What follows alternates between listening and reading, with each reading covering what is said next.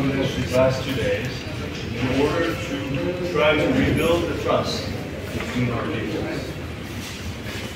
Last year, we know there were a lot of tensions between the United States and Bangladesh. The United States worked very hard to promote free, fair, and nonviolent. And it caused some tensions. This is common in our relationship. We want to look forward and not look back. We want to find ways to strengthen our relationship.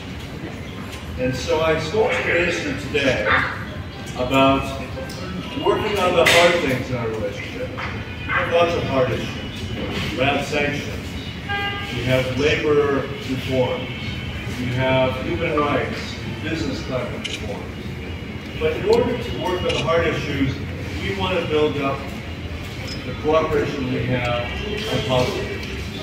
We're talking about new investment.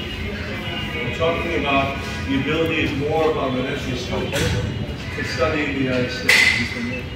And we're talking about how do we work together on clean energy. Lastly, one of the things I discussed with the minister was about the work that we are doing together to fight corruption. So much that we can do to promote transparency of government, to promote accountability of officials who may have committed acts of corruption. And we recently were invited by the minister to help Bangladesh broaden its tax base so that all Bangladeshis are paying their fair share. Colleagues, it was great to see you today. It's been a wonderful experience to be back in Bangladesh. Ambassador Haas and I are going to go play a little cricket now with your national women's team. Thank you all. Thank you so much. Thank you. গুরুত্বপূর্ণ ভূমিকা রয়েছে আমাদের জাতির পিতার স্বপ্ন বাস্তবায়নে, আমাদের স্বাধীনতা যুদ্ধের শহীদদের স্বপ্ন বাস্তবায়নে। সেজন্য তাকে ধন্যবাদ জানিয়েছি। এবং আপনারা জানেন যে মাননীয় প্রধানমন্ত্রী পরপর চতুর্থবার এবং পঞ্চমবারের মতো সরকার গঠন করার পর মার্কিন প্রেসিডেন্ট তিনি মাননীয় প্রধানমন্ত্রীকে অভিনন্দন জানিয়েছিলেন এবং সম্পর্ককে ভিন্ন মাত্রায় নিয়ে যাওয়ার অভিপ্রায় ব্যক্ত করেছেন। সেই ভিন্ন মাত্রায় নিয়ে যাওয়ার অভিপ্রায়ের সাথে সামঞ্জস্যপূর্ণভাবেই US assistant secretary of state বাংলাদেশের সম্পর্ক উন্নয়নের লক্ষ্যে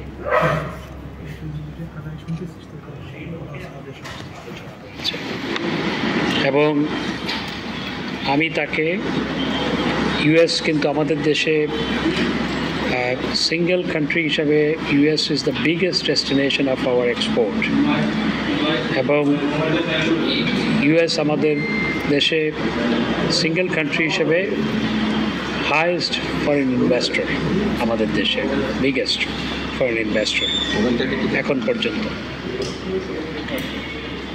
আমি তাকে আরও অনুরোধ জানিয়েছি যে আমরা বাংলাদেশে 40টি আইটি ভিলেজ করার যে পরিকল্পনা করেছি সেখানে যাতে কিছু ইনভেস্টমেন্ট ইতিমধ্যেই আছে, আরও যাতে ইউএস ইনভেস্টমেন্ট বাড়ানো হয় এবং আমাদের স্পেশাল ইকোনমিক জোনগুলোতে যাতে করে আরও বেশি করে ইউএস ইনভেস্টমেন্ট আসে সে নিয়ে কাজ করার অভিপ্রায় ব্যক্ত করেছি এবং তাকে অনুরোধ জানিয়েছি। এবং তিনি যেটি বলেছেন যে আমাদের বিজনেস বাস্কেটকে আরও ওয়াইডেন করার জন্য যেই জিএসপি ফ্যাসিলিটি আমরা আগে এনজয় করতাম এখন করি না সেটি তারা ফিরিয়ে দিতে চায়, depending on the reintroduction of the program. এই প্রোগ্রামটা তারা রিইন্ট্রোডিউস করবে, রিইন্ট্রোডিউস করলে তারা জিএসপি ফ্যাসিলিটি বাংলাদেশকে আবার দিতে চায়, তবে সেটি এখনও রিইন্ট্রোডিউস হয়নি হবে।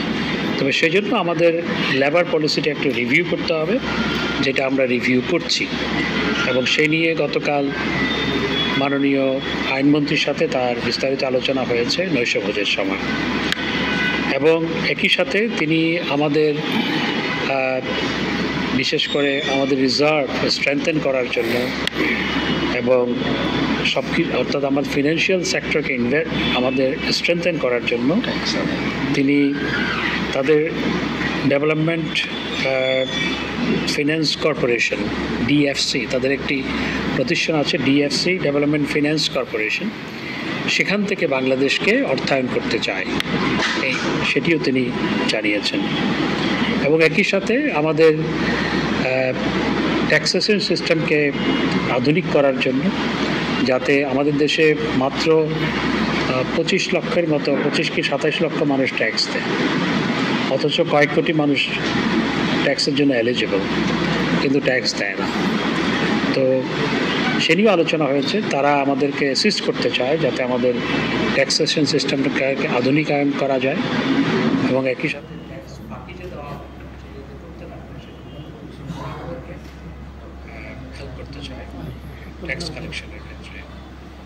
এবং আমি তাকে অনুরোধ জানিয়েছি, যেহেতু আমরা 2026 সালে এলডিসি থেকে ডেভেলপিং কান্ট্রিতে বা মিড ইনকাম কান্ট্রিতে আমরা গ্র্যাজুয়েট করতে যাচ্ছি। আমরা অলরেডি সমস্ত প্যারামিটার ফুলফিল করেছি আরও 2 বছর আগে, কিন্তু অফিসিয়াল গ্র্যাজুয়েশন হবে 2026 সালে। সেটার পর এখন যে এক্সিস্টিং ফ্যাসিলিটিস আমরা ইন্টারন্যাশনাল ট্রেড অ্যান্ড কমার্সের ক্ষেত্রে এনজয় করি, সেগুলো অনেক কিছু আমাদের থাকবে না।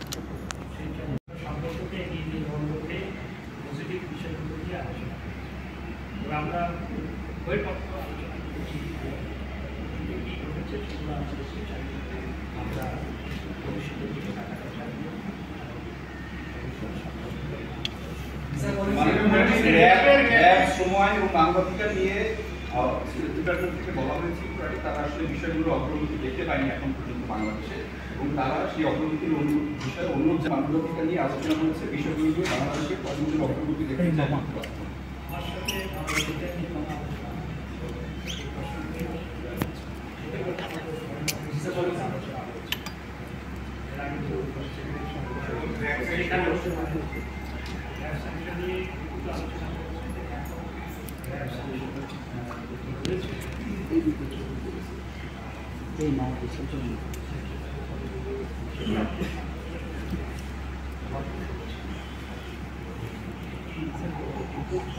Thank